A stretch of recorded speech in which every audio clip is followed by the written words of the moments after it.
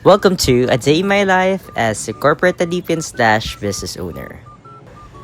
It's Monday and it is expected na medyo madami-dami tayong tasks na gagawin since we need to start our week, right?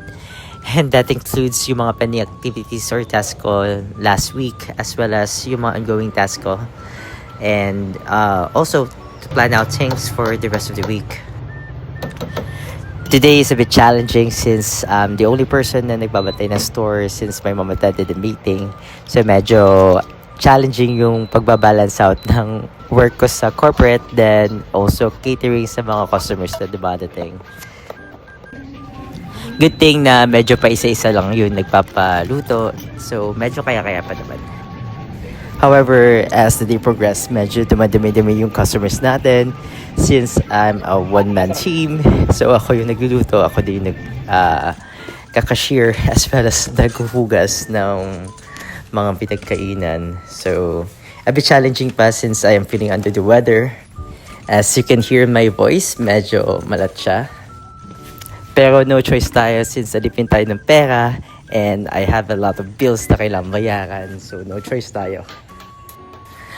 But looking at the good side naman na I am enjoying what I'm doing. So, yung pagod is medyo late night ko na siya nararamdaman.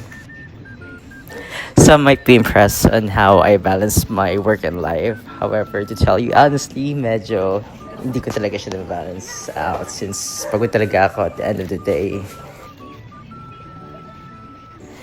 It's just so happen na siguro na whenever people see me, I always smile. Not because that I'm not tired, pero siguro na sa personality ko na whenever someone call my attention, nag-smile talaga ako. So since we're feeling under the weather, yung luncher natin, so it means a combination of lunch and dinner, is kimchi ramen. I added yung mga leftovers natin from the previous vlog, and kimchi, of course. And this is perfectly paired with fried egg.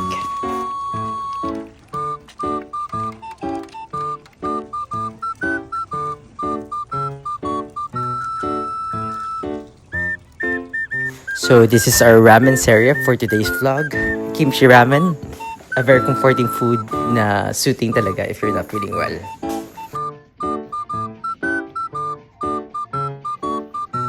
If you reached this part of the video, thank you so much. And this concludes our mini vlog for today. Again, thank you so much. Until next time.